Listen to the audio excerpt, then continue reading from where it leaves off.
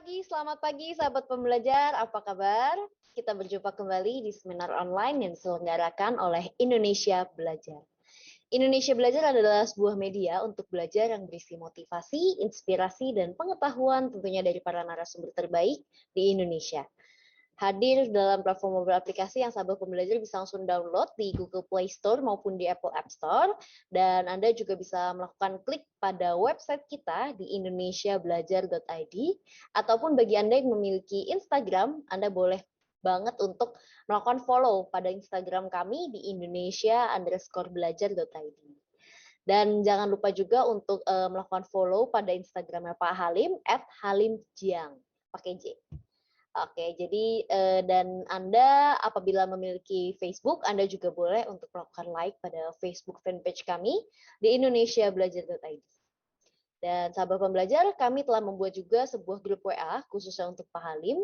Jadi apabila Anda belum masuk ke dalam grup WA tersebut, boleh banget untuk masuk karena nanti di sana akan banyak informasi dan boleh juga untuk bertanya di sana ya, nanti akan dijawab. Oke. Perkenalkan sahabat pembelajar, nama saya Jessica yang akan memandu seminar online kita pagi hari ini. Dan seperti biasa, setiap hari Senin pagi kita mengawali minggu kita dengan menghadirkan seseorang yang luar biasa, yaitu Bapak Halim Siang, co-founder of Free Institute, Center for Fitness Excellence, promotor hidup sehat yang bermisi mengajak, mengedukasi, dan mencerahkan sebanyak mungkin orang untuk hidup sehat lebih awal dalam upaya mewujudkan kualitas hidup lebih baik dan tentunya usia harapan hidup lebih lama. Beliau sudah hadir di tengah-tengah kita sapa terlebih dahulu. Selamat pagi Pak Halim, apa kabar Pak? Selamat pagi Bu Jessica, selamat pagi juga semuanya. Kabar saya syukurlah baik, semoga semua juga dalam keadaan baik Bu Jessica. Amin. Oke, Pak Halim, tema seminar yang kita hari ini sangat menarik ya, yaitu membangun ketangguhan fisik menghadapi stres. Nah, ini memang banyak banget yang bicara ya, aduh stres. Nah, jadi hari ini temanya luar biasa sekali, semoga bisa membantu orang-orang ya. Jadi memang stres adalah salah satu batu sandungan kesehatan terbesar yang dihadapi manusia modern. Stres manajemen itu sering dikonotasikan sebagai upaya meredam stres. Tetapi strategi tersebut bisa jadi hanya setengah dari potensi yang ada. Nah, bagaimana dengan membangun ketangguhan diri menghadapi stres? Hari ini kita akan bahas bersama-sama dengan Pak Halim. Jadi sahabat pembelajar jangan keluar dulu sampai kita benar-benar selesai. Dan apabila Anda ingin bertanya, Anda boleh langsung tulis saja pertanyaannya di chat room, di kolom chat. Nanti pada saat sesi tanya jawab kita akan bahas bersama-sama. Dan apabila Anda ingin langsung berbicara dengan Coach Halim atau Pak Halim, Anda boleh melakukan raise hand. Nanti saya akan persilahkan Anda untuk berbicara. Oke. Pak Halim dan sahabat pembelajar, tanpa berlama-lama lagi, bagaimana nih Pak Halim penjelasan mengenai membangun ketangguhan fisik menghadapi stres? Silakan Pak Halim. Ya, terima kasih Bu Jessica, terima kasih teman-teman semua sudah bergabung. Saya akan share screen untuk supaya ada alur ceritanya, ya. Jadi anggaplah saya lagi bercerita hari ini ya, pagi ini.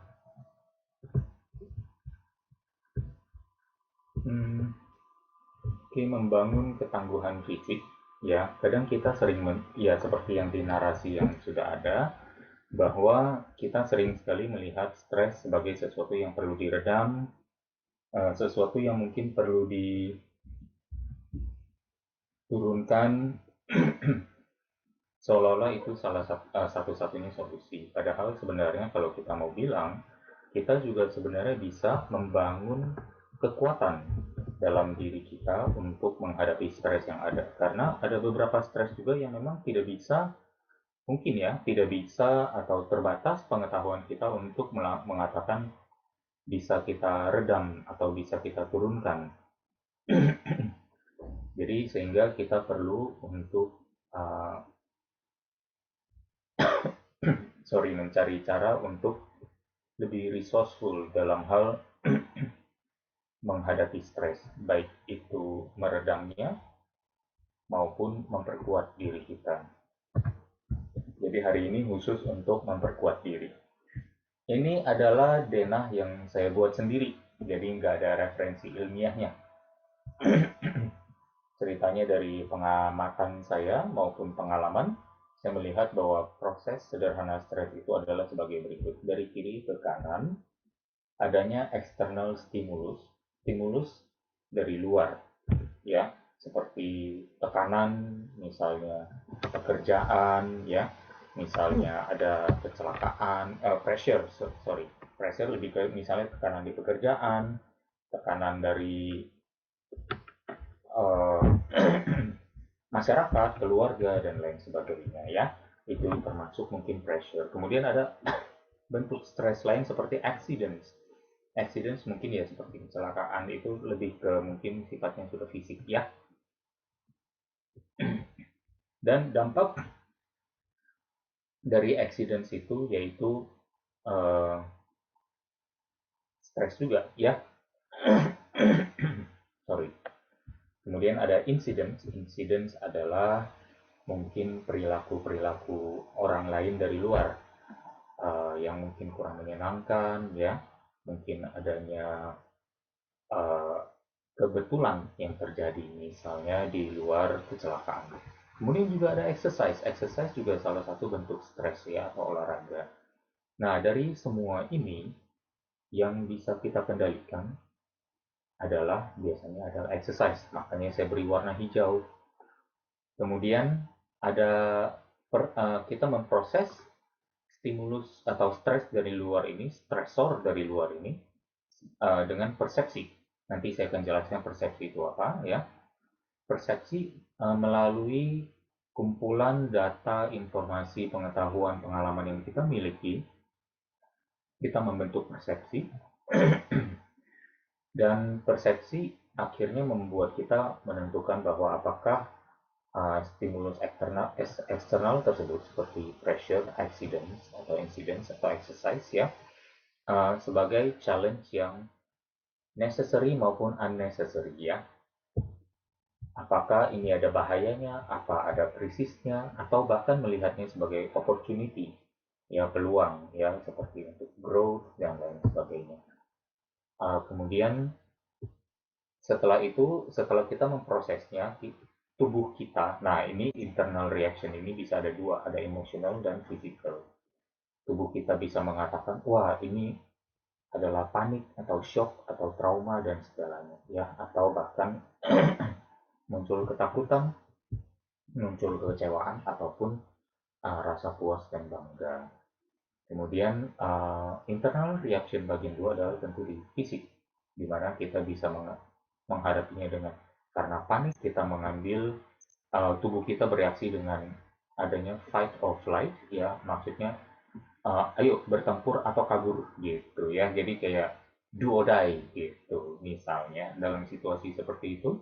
Kemudian juga bisa karena stres tersebut, kepanikan, anxiety, hormon-hormon yang muncul menimbulkan kelemahan fisik dari segi kekuatan maupun kelemahan fisik dari segi kekebalan atau imunitas. Atau karena misalnya exercise bisa terjadi adaptasi. Nah, uniknya yang berwarna hijau di bawah ini adalah satu-satunya stres yang bisa kita kendalikan severity dan dosisnya. Yang bisa kita kendalikan level kerusakannya. Yang bisa kita kendalikan porsinya atau berapa banyak yang kita mau ambil. Ya, jadi ini satu-satunya stres yang controllable gitu ceritanya. Karena kita nggak bisa mengontrol eksternal yang lain, kita hanya bisa mengontrol eksternal yang sifatnya benda kita hidup seperti beban, ya, beban di gym gitu misalnya, ya. Nah, ini jadi skema ini semoga uh, bisa diterima, ya. Dan kalau misalnya ada pakar psikologi di sini, mungkin bisa mengoreksi kalau misalnya ada yang salah. Nah, dalam menghadapi stres, sebenarnya yang kiri ini yang paling sering kita temukan. Ya, kita menurunkan stres, mengurangi jumlah stresor yang ada. Jadi masing-masing stres levelnya dikurangi. Kemudian jumlah stres itu, jumlah dari masing-masing stres mungkin dikurangi juga atau mengeliminasi atau dihapus, ya. atau ditiadakan. Kemudian ada yang kedua yang sebenarnya kita kurang perhatikan karena kita berpikir bahwa kekuatan, ketahanan maupun daya pulih adalah urusan waktu. Biarlah waktu yang menjawab. Biarlah waktu yang menyembuhkan.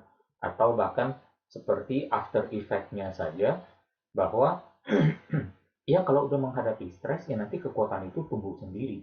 Ketahanan itu tumbuh sendiri.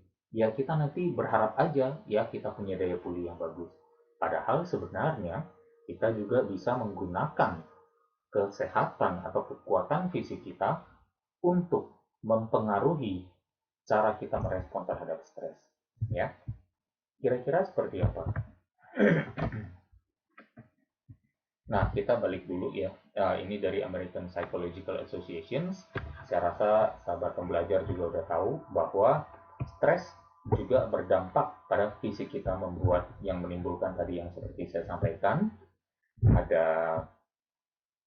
apa namanya imunitas yang turun, ada fisik yang melemah, ya ini semua ternyata ada ya, produksi hormon stres yang banyak sehingga tegang pada otot leher, bahu, pundak maupun pinggang. Kemudian terhambatnya saluran pernafasan dan paru-paru sehingga kita menghirup paru-paru lebih sedikit. Pompa jantung dan tekanan darah meningkat, gangguan komunikasi otak dan pencernaan sehingga menimbulkan terganggunya mikrobiota atau komunitas uh, bakteria di dalam pencernaan kita sehingga menyebabkan turunnya imunitas tubuh. Nah, khusus misalnya terhambatnya saluran pernafasan dan paru-paru ini juga unik gitu kan. Mengapa? Karena di zaman keterjangkitan seperti sekarang, kita melihat bahwa keterjangkitan itu adalah berhubungan dengan kuman yang mempengaruhi pernafasan. Dan kemudian dengan metode atau programming society melalui pemberitaan media, penyebaran broadcast di messenger ya, ataupun melalui sharing-sharing atau repost yang ada di sosial media. Ini ketiga ini ternyata cukup kuat untuk menimbulkan yang namanya ketakutan, kepanikan, kecemasan, kekhawatiran, yang akhirnya membuat orang berada dalam defensive mode dan akhirnya malah terhambat saluran pernafasan dan paru-parunya. Nanti gara-gara takut dan sesak nafas, dia kira dirinya terjangkit kuman, lalu memvolunteer dirinya untuk datang ke klinik dan melakukan pengetesan. Gitu. Atau bahkan kalau memang terjangkit saat tervonis terjangkit virus yang dianggap menakutkan dan mematikan ini, akhirnya membuat kita justru gara-gara seperti itu menjadi external stimulus tadi, adanya vonis yang mengatakan kamu kena penyakit ini, kamu tertular ini, sehingga akhirnya gara-gara itu kita jadi timbul gejalanya, padahal mungkin tadinya tidak ada ya, mungkin kita ngecek karena kita perlu menjalankan proses administrasi tertentu, misalnya naik pesawat, atau misalnya masuk ke gedung tertentu, atau ingin bertemu dengan siapa yang memang mewajibkan untuk melakukan tes itu. Tadinya tidak ada gejala, difonis akhirnya muncul sugesti sehingga jantung paru-paru dan saluran pernafasan kita terhambat dan kita bilang oh iya loh saya ternyata ada gejalanya gitu, padahal mungkin tidak ada gitu ya. Nah inilah yang akhirnya menjadi satu siklus perputaran yang tidak ada akhirnya.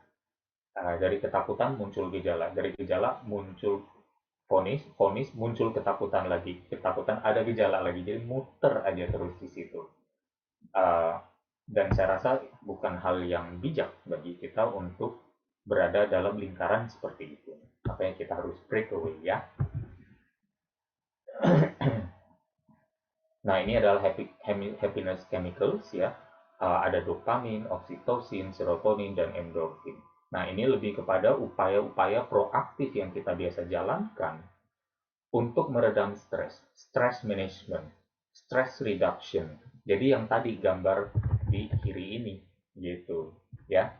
Nah, tapi sekarang ini saya hanya mereview sebentar, merefresh teman-teman ya tentang apa yang telah dilakukan di kiri. Nah, kan bingung. Jadi kira-kira yang kanan ini seperti apa ya? Kan gitu ya.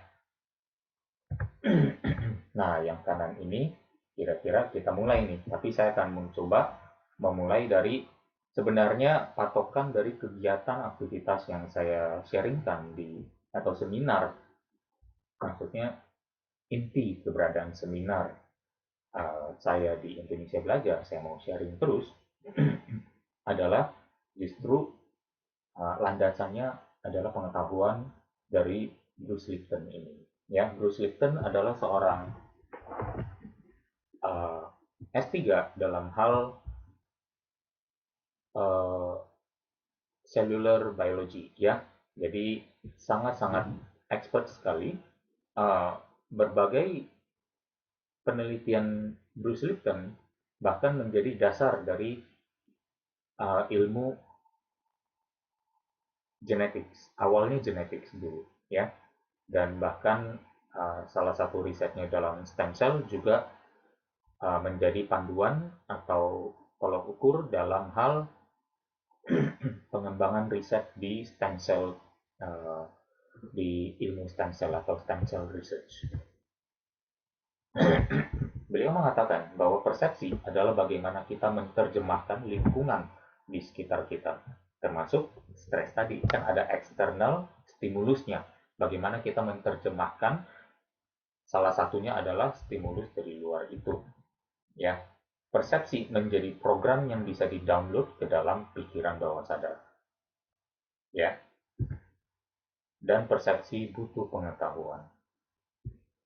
Jadi kita perlu pengetahuan termasuk yaitu referensi, data, informasi, pengalaman, berita, macam-macam yang masuk itu menjadi dasar pembentukan persepsi.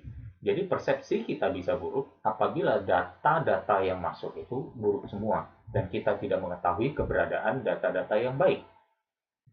Apabila kita mengetahui data-data yang baik sebagai penyeimbang, maka kita memiliki persepsi yang berbeda lagi. Maksudnya seperti itu. Alam bawah sadar kita mengendalikan 95-99% kehidupan kita.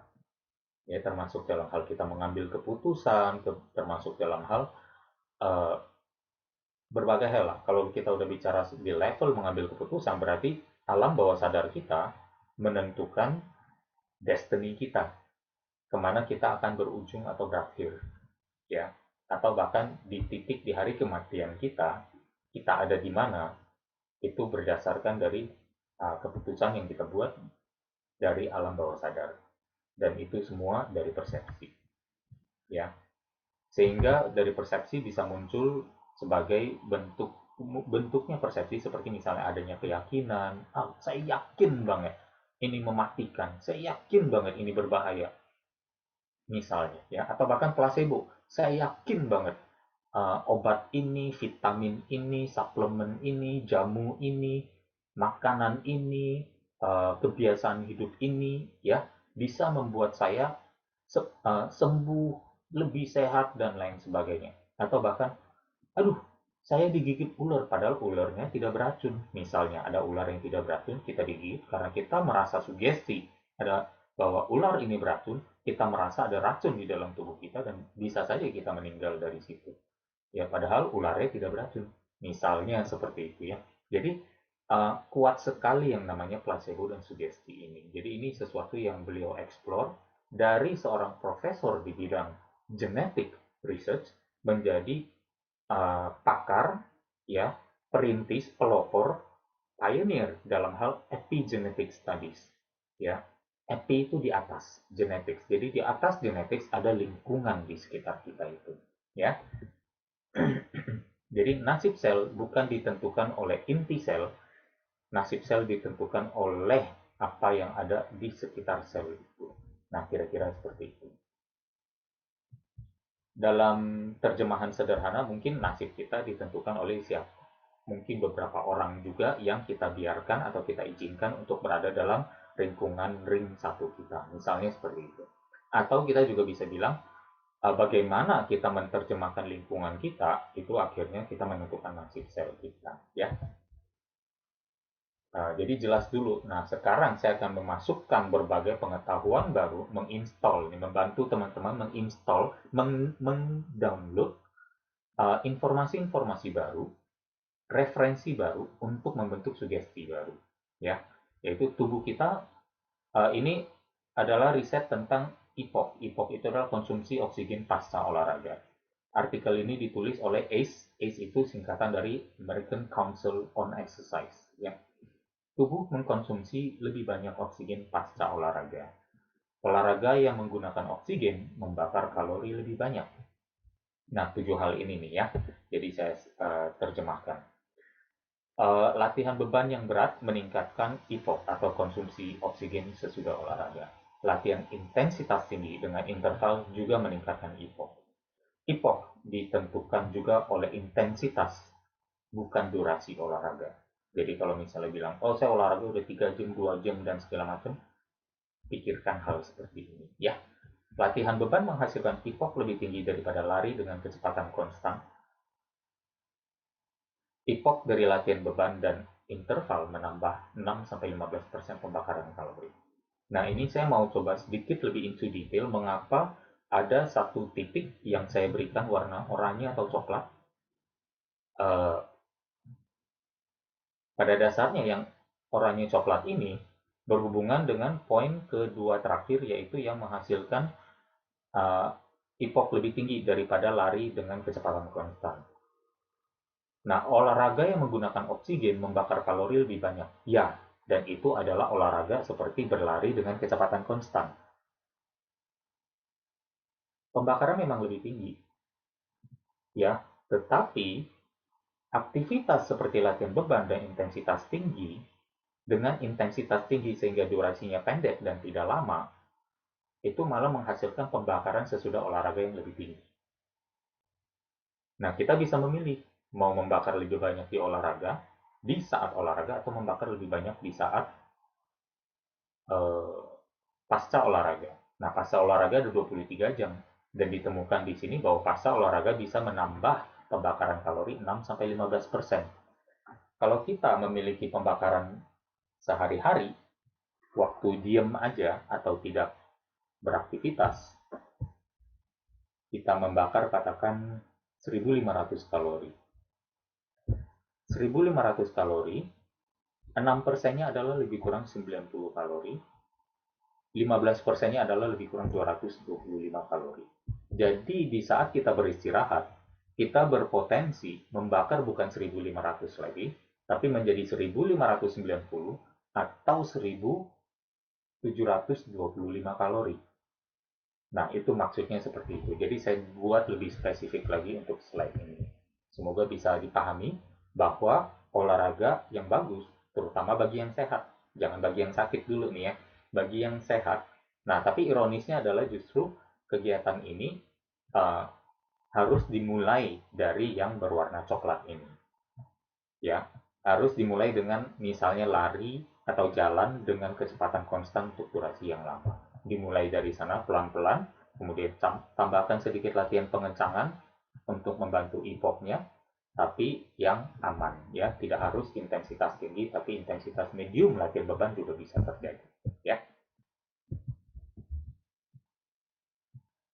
Nah, ini juga ya, dampak respiratory muscle training melibatkan pemberian tekanan dan beban yang konstan pada otot untuk meningkatkan pernapasan. Ya, ini berarti ada olahraga di sini ya, kita membahas bahwa olahraga meningkatkan performa stamina, ketahanan durasi stres yang lebih lama dengan peningkatan yang lebih signifikan pada orang-orang yang kurang bugar. Nah, ini bagus nih. Jadi kalau kamu kurang bugar, kamu berpotensi mendapatkan manfaat yang lebih besar dari olahraga. Semua jenis RMT atau semua jenis olahraga, dari lari, bersepeda, sampai ke latihan pengencangan otot, bisa digunakan untuk meningkatkan performa pada individu yang sehat. Nah, kurang bugar tapi masih sehat, ayo berolahraga. Nah, maksud dari pesannya adalah ini. Ini adalah studi yang diterbitkan di jurnal Sports Medicine tahun 2012.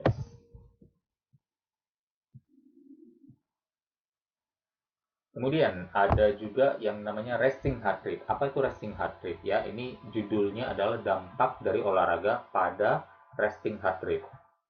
Systematic review dan meta analisis saya termasuk paling suka menggunakan hal tersebut, ya, studi yang sifatnya systematic review dan meta analisis.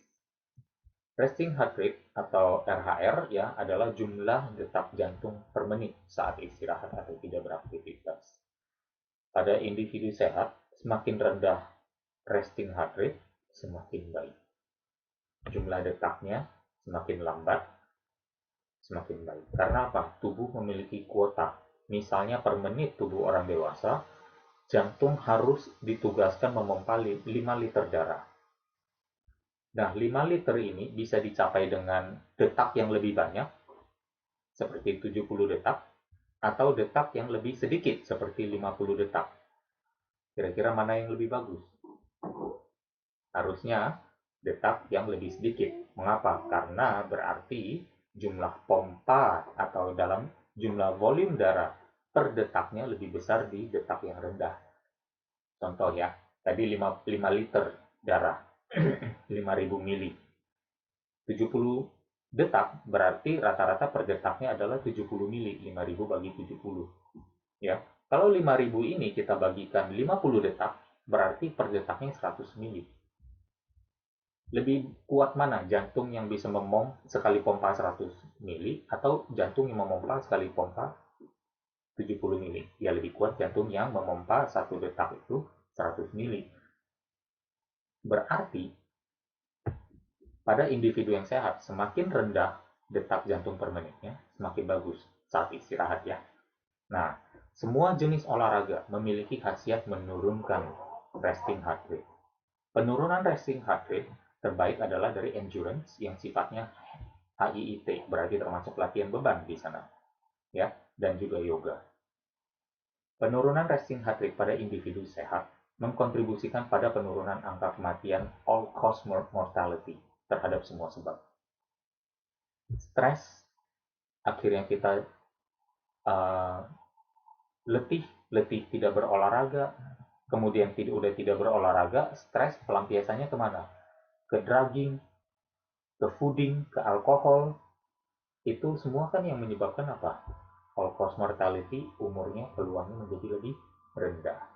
Nah, jadi bisa kita lihat dengan kita mereverse dan kita berolahraga dan kita rendahkan resting heart rate kita saat istirahat, itu kan juga merupakan satu hal yang baik. Apalagi kalau misalnya stres secara mental atau stres dalam bentuk apapun, biasanya karena terjadinya konstriktif dan detak jantung meningkat, ini malah resting heart rate di saat istirahat. Waktu kita berolahraga, detak jantung kita naik. Tetapi di saat kita istirahat, detak jantung kita apa? Turun kan? Nah, bisa dibayangkan berarti apa? Peluang kita menghadapi stres, sukses atau kuat atau tahan menghadapi stres dengan jantung yang lebih kuat, pasti akan lebih baik. Nah, ini ya, physical fitness ya, dan manfaat kebugaran fisik dan manfaat psikologisnya pada uh, older adults, ya, mengukur manfaat latihan penguatan pada aspek psikologis, baik itu mood, anxiety itu kecemasan, dan physical self-efficacy maupun fungsi kognitif. Ada 42 peserta dalam studi ini, umur rata-rata 68 tahun, dan di studi selama 12 minggu melakukan latihan penguatan otot. Terjadi peningkatan nyata pada kebugaran fisiologis dan fungsi psikologis. Kekuatan otot meningkat menyeluruh 38,6%, sementara kadar lemak turun 3%. Perbaikan pada mood positif maupun negatif.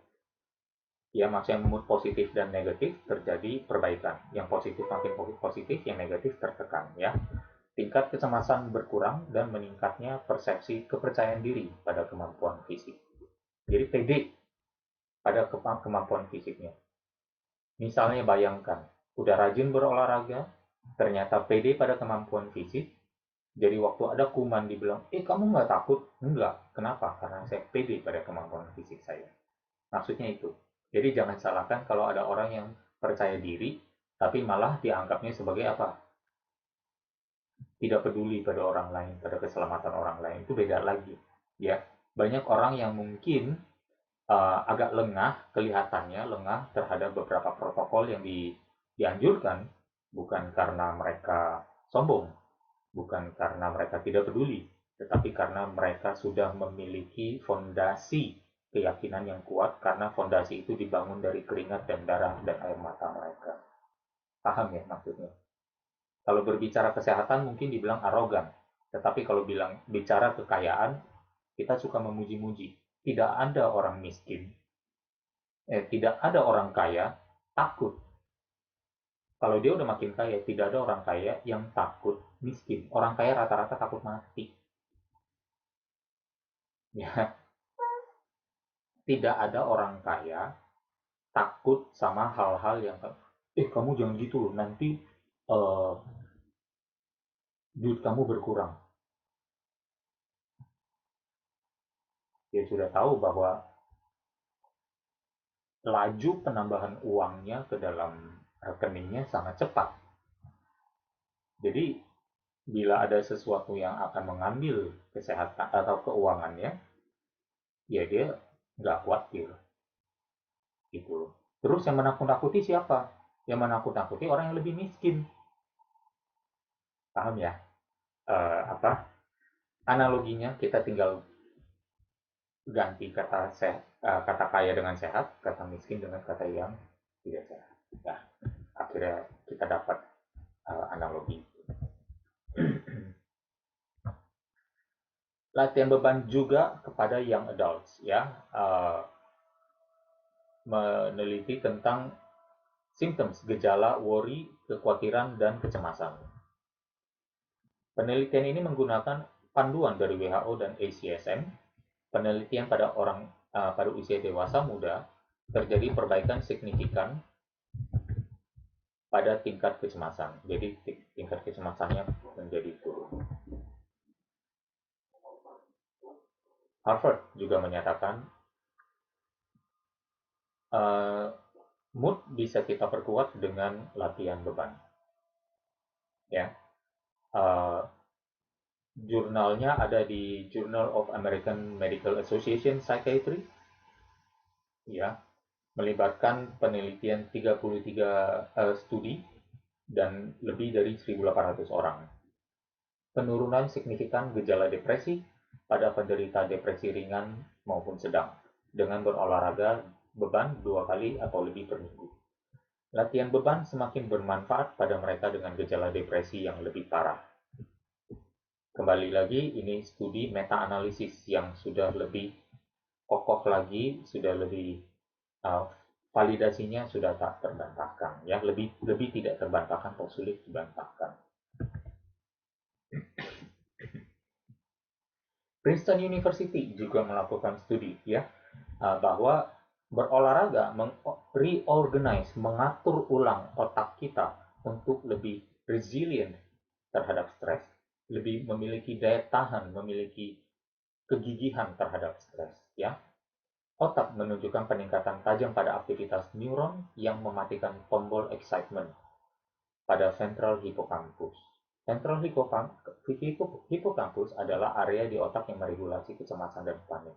Bisa dibayangkan dengan exercise, dengan berolahraga, kita bisa memodulate atau mengatur ulang, mereorganize otak kita untuk menjadi lebih kuat terhadap stres, termasuk pikiran kita. Ya, studi ini jujur memang dilakukan oleh orang yang melakukan riset dan disertasi PhD terhadap tikus. Ya, ada tikus yang diberi olahraga, ada apa namanya, mungkin guinea pig atau tikus diberi uh, putaran lari, dan setelah ada yang kelompok yang suka diberikan lari, satu kelompok yang tidak. Kemudian mereka tiba-tiba cemplungkan ke dalam air dingin atau disemprot air dingin, dan kemudian mereka meneliti otaknya. Ya, saya nggak tahu bagaimana caranya, tapi ternyata mereka menemukan ventral hippocampusnya bisa mematikan tombol excitement dalam arti kepanikan, ya, atau tombol eksitasi pada ventral hippocampus. Yang artinya apa? tingkat kecemasan atau kepanikan pada tikus yang berolahraga lebih rendah daripada tikus yang tidak berolahraga. Tikus yang nggak tahu manfaat olahraga aja bisa begitu, apalagi manusia yang tahu, yang bisa tersugesti. Ya, we do the math, ya. Jadi kadang ini penelitian pada yang apik, yang rapi pada uh, hewan pun ternyata atau binatang pun bisa ada aplikasinya pada manusia. Kelly McGonigal, PhD, ya, beliau penulis dari buku The Joy of Movement, kesukacitaan dari gerakan, bergerak, ya. Uh, Diinterview oleh majalah Shape dan dalam artikel beginilah cara olahraga membuatmu lebih resilient, lebih tangguh menghadapi stres. Ya. Quote dari beliau adalah di hari di mana orang berolahraga, hal-hal yang stressful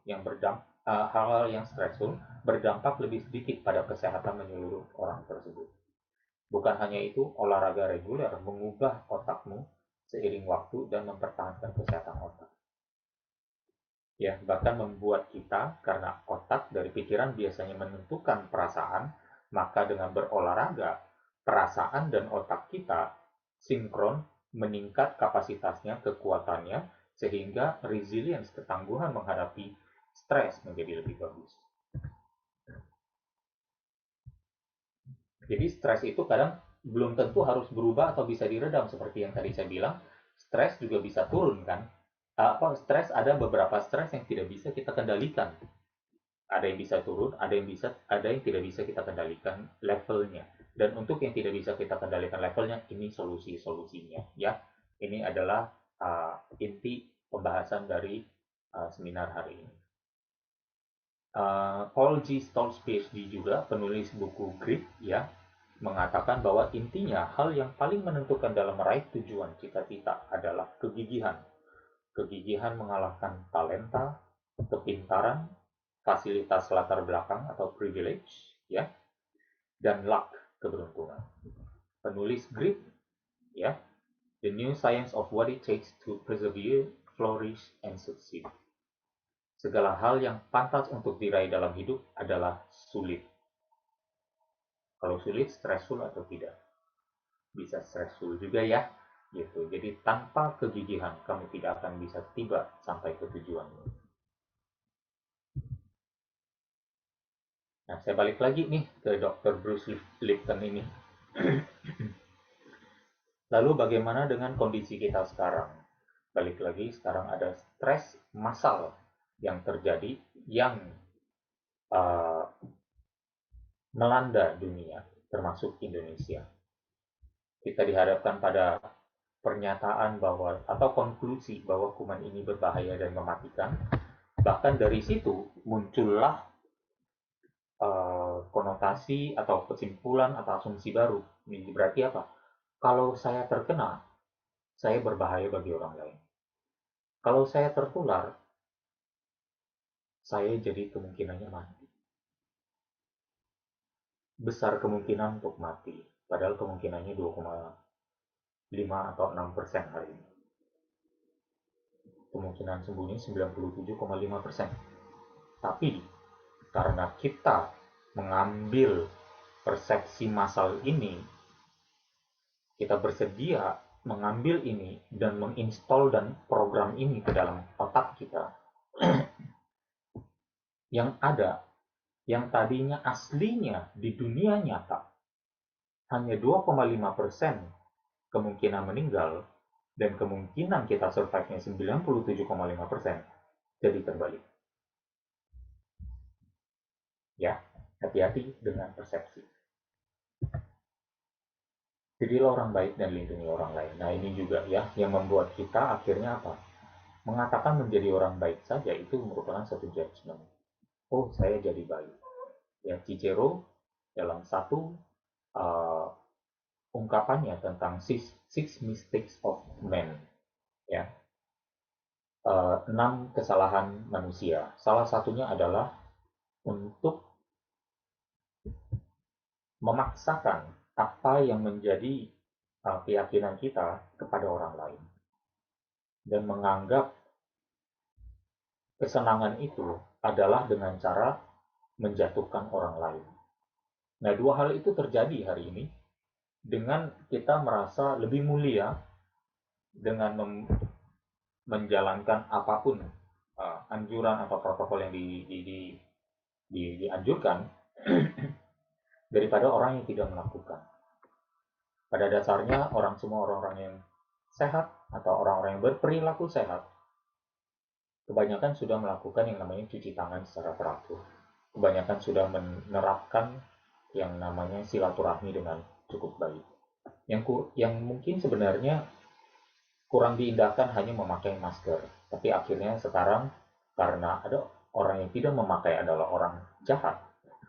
Karena ada yang merasa bahwa kalau saya memakainya, saya menjadi lebih baik dan mulia dan lebih tinggi moralnya daripada yang tidak memakai. Ini juga hati-hati, ya. Tidak selamanya itu benar, ya. Bahwa sebenarnya hanya ada beberapa orang yang mengatakan saya tidak bersedia ditakut-takuti. Saya merasa kokoh dengan kebiasaan hidup saya. Di masa-masa lalu yang lebih sulit sudah pernah saya lalui, sehingga saya memiliki satu persepsi terhadap penyakit ini yang mungkin lebih remeh. Atau saya menempatkan berdasarkan data dan statistik yang ada, pengetahuan referensi informasi yang ada, saya menempatkan penyakit, keterjangkitan ini, ketertularan ini, kuman ini pada tempatnya yang lebih objektif. Ada yang mengatakan begitu, dan dia tidak salah juga. Ya, jadi inilah justru inti dari keberadaan saya untuk mau terus berbagi di sini. Bahwa kita bisa memiliki persepsi baru yang lebih kuat dan didukung oleh berbagai penelitian ilmiah yang tidak terbantahkan. Ya, menjadi lebih positif semoga ya, menjadi lebih life saving bagi banyak orang. Dan akhirnya kita juga bisa ada beberapa, ini hanya mungkin 2-3 slide terakhir ya. Kebiasaan olahraga memperkuat sistem kekebalan tubuh, menyarankan kepada kita manfaat olahraga dalam merespon terhadap penyakit-penyakit menular dari virus. Sehingga kebiasaan olahraga dengan intensitas yang mencukupi, balik lagi, medium to high intensity interval training, ya, disarankan sebagai usaha tambahan dalam memperkuat dan mempersiapkan sistem kekebalan tubuh menghadapi COVID-19. Studi ini baru Juli 29 tahun 2020. Ya. Ada quotes-nya di kanan atas yang saya ambil langsung dari bagian dari konklusi dari penelitian ini. Clinical and experimental medicine, ya. Ada linknya juga, jadi untuk bisa membuktikan bahwa saya sebenarnya sedang mengatakan hal yang mendeliver apa adanya tanpa ada rekayasa. Dan ini juga semoga bisa menguatkan sahabat pembelajar Bu Jessica ya, semua yang hadir di sini, bahwa sekarang ada laporan. Berita ini somehow udah ada sejak 5 Juni yang lalu. Berarti sudah 2 bulan dan entah kenapa tidak diberitakan atau tidak disampaikan di Indonesia. Mungkin karena vaksinnya belum nyampe. Ya,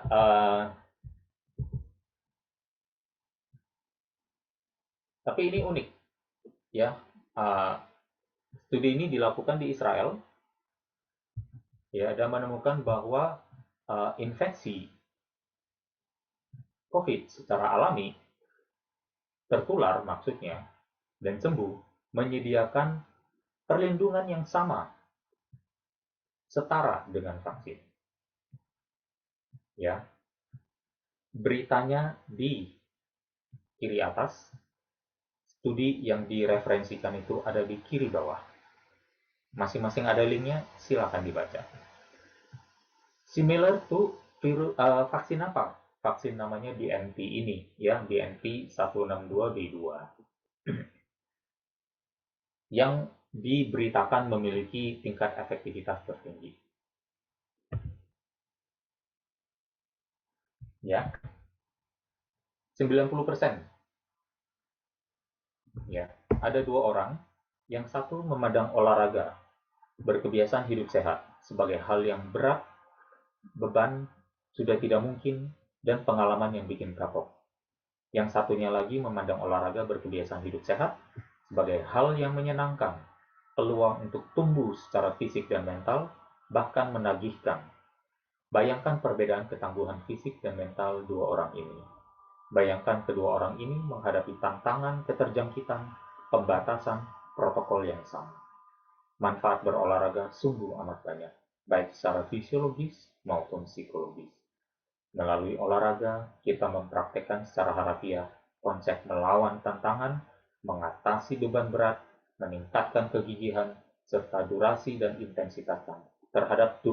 intensitas tantangan, dan selalu menaklukkan diri sendiri ke tingkatan yang lebih baik.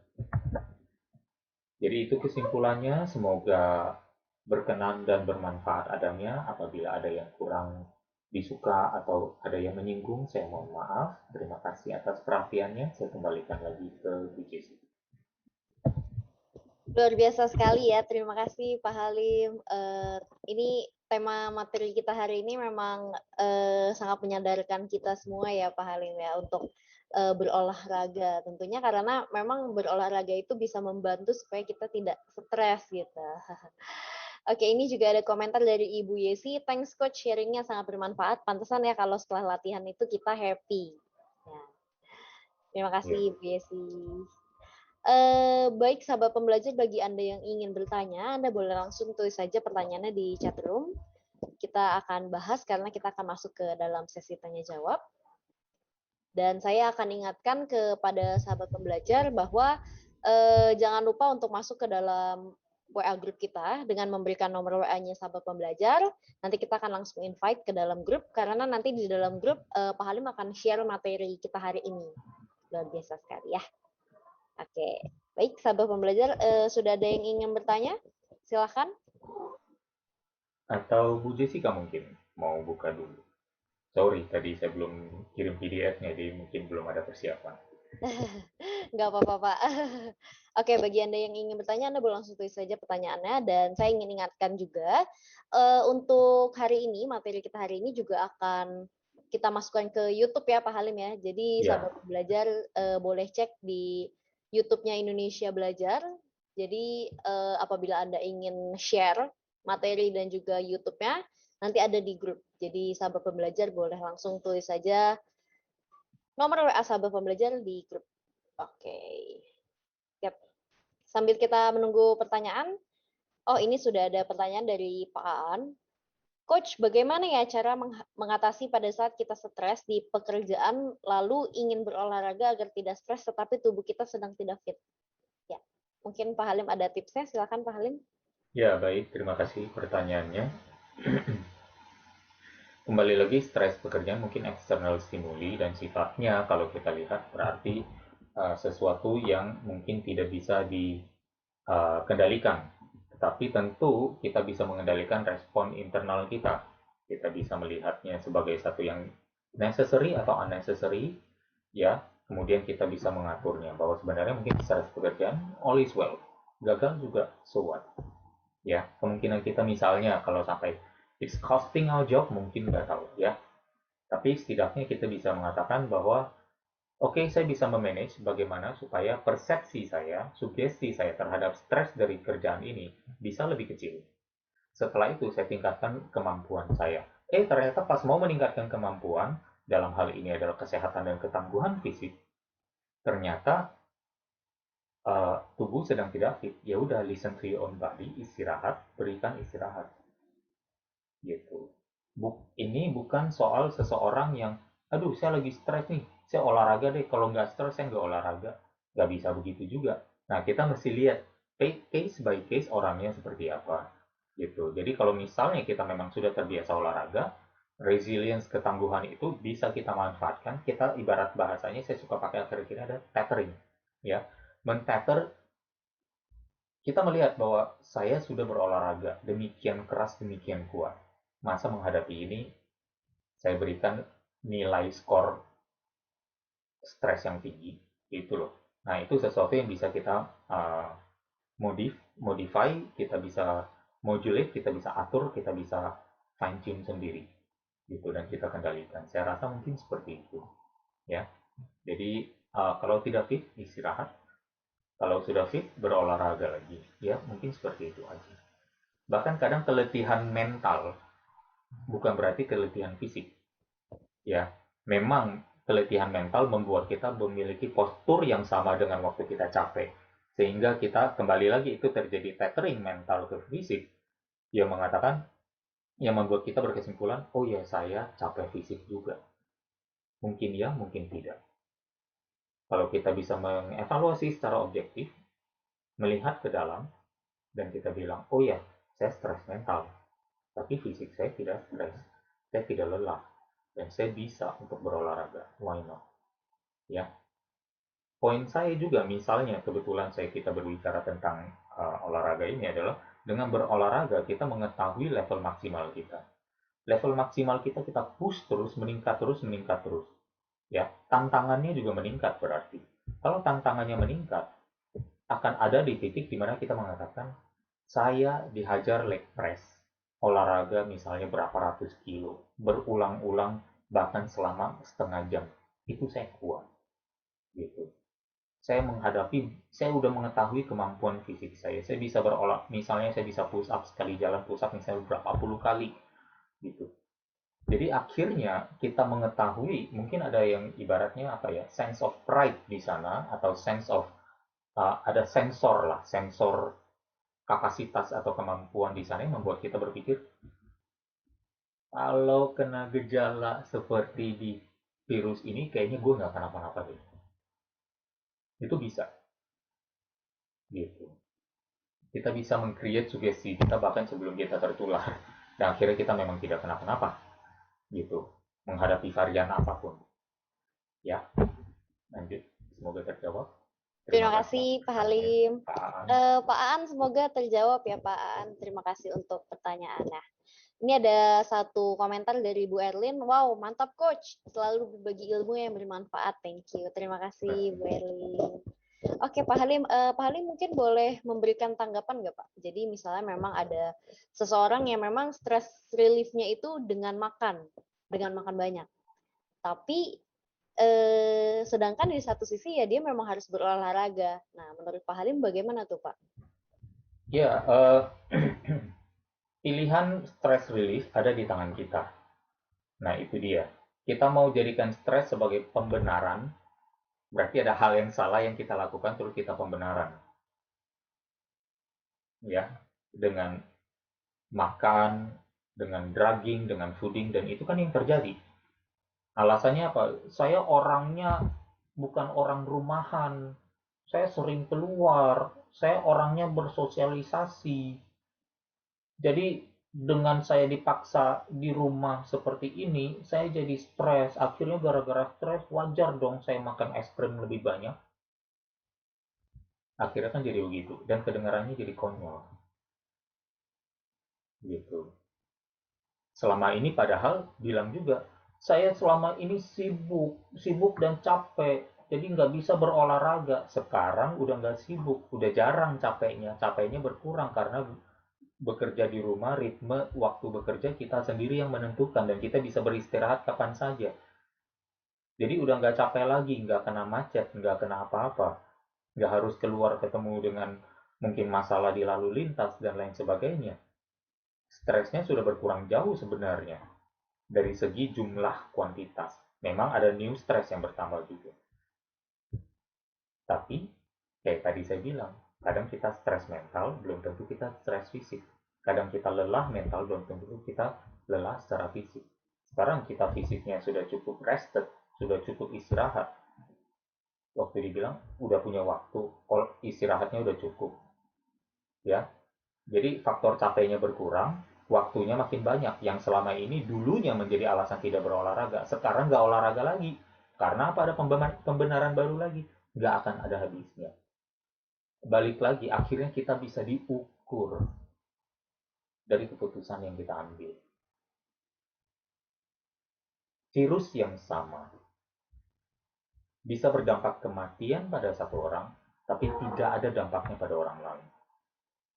Kok bisa? Virus yang sama loh.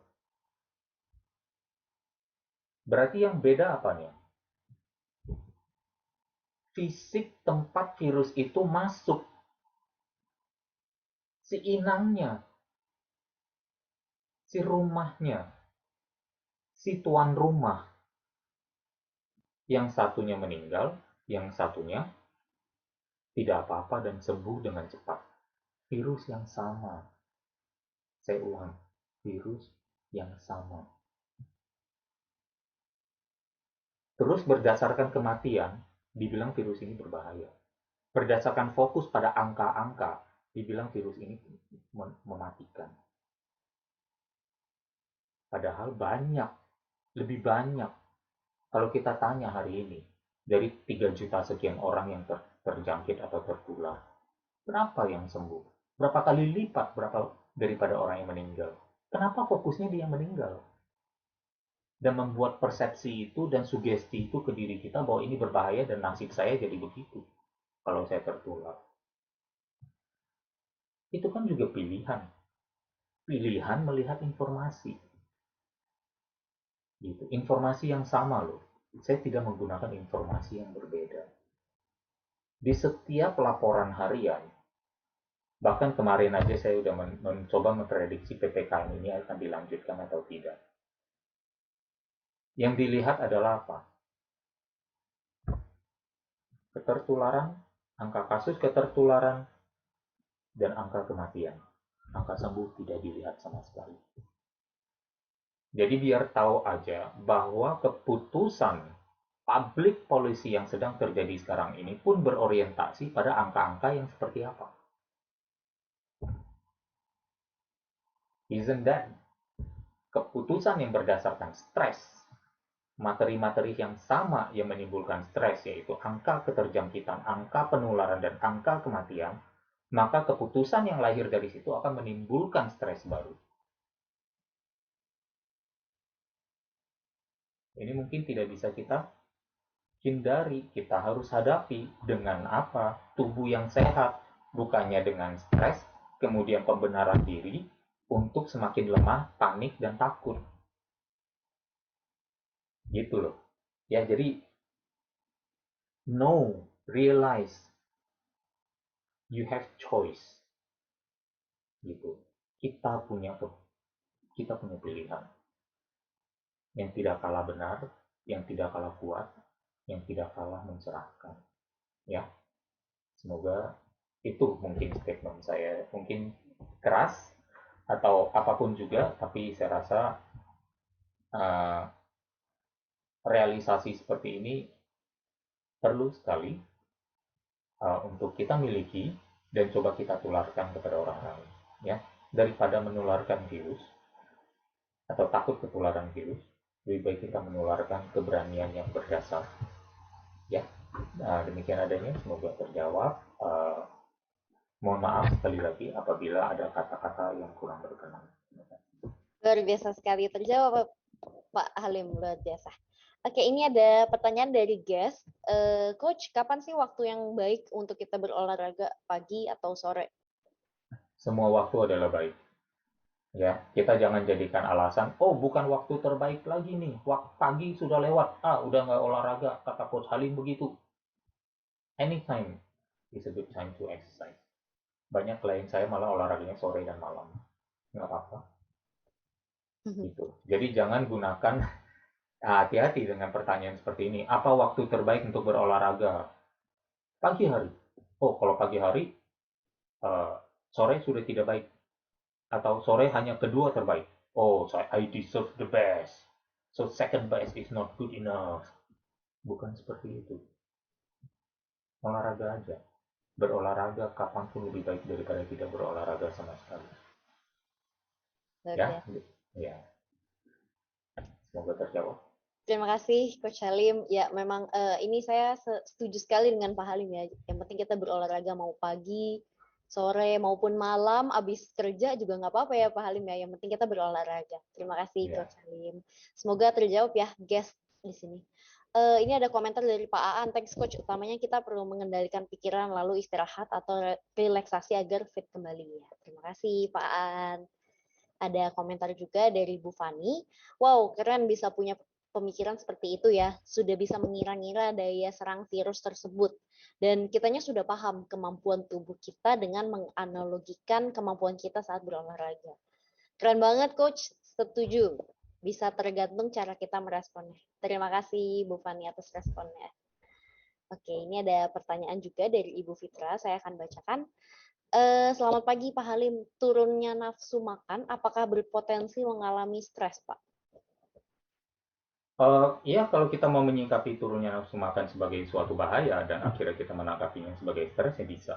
Ya, atau karena stres kita jadi tidak nafsu makan, bisa juga gitu. Tapi sekali lagi, saya rasa well-being kita, yang total well-being, kesehatan, kebugaran, ketentraman hati, pikiran, dan fisik, ya, semua itu termasuk tingginya imunitas kita, kejauhan kita dari penyakit, ya, semua itu tidak terlepas dari salah satu komponen yaitu nutrisi yang baik. Ya, turunnya nafsu makan kalau memang masih ternyata turunnya nafsu makan ternyata kita makannya masih mencukupi, ya tidak masalah. Tapi kalau turunnya nafsu makan sampai ke kita below kebutuhan sehari-hari, yaitu yang agak berbahaya atau agak perlu kita perhatikan dan kita segera atasi dengan cari solusi. Ya, semoga terjawab. Biasanya misalnya kalau saya misalnya pelaku puasa pun dengan berpuasa 16-18 jam, jendela makan saya hanya 6 sampai 8 jam.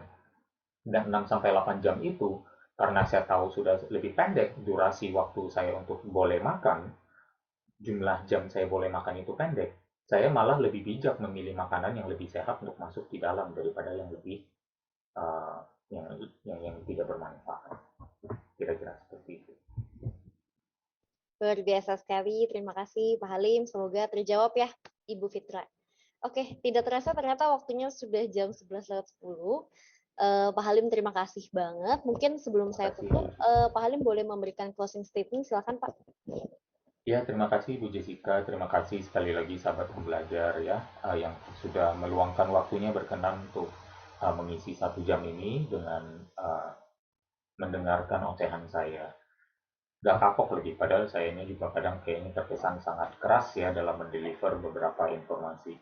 Uh, saya sangat mensyukuri kesempatan ini untuk bisa terus bertemu sahabat pembelajar.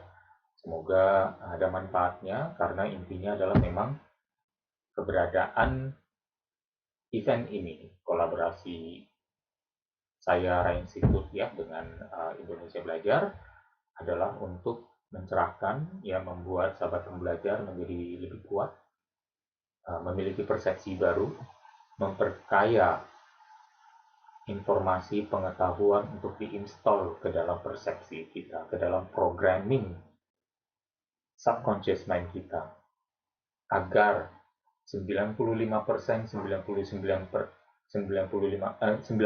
sampai 95% otak kita subconsciously bekerja sesuai dengan harapan dan cita-cita kita, ya, karena kadang kita sendirilah yang mensabotase cita-cita kita, terutama untuk hidup yang lebih sehat.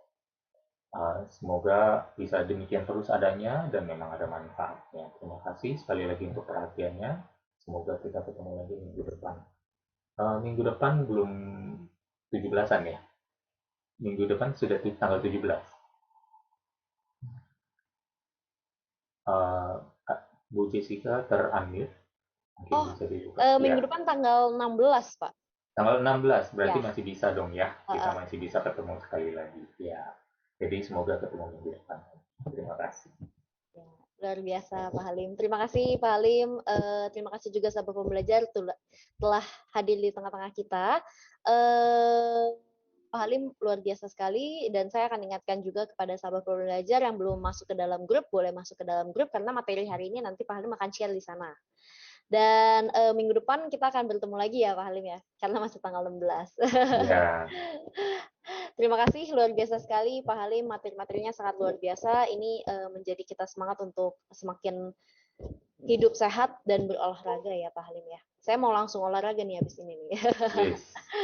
Oke, terima kasih Pak Halim, terima kasih juga Makasih, sahabat Bu. pembelajar. Mungkin boleh buka mic-nya, kita ucapkan terima kasih ke Pak Halim atau Coach Halim.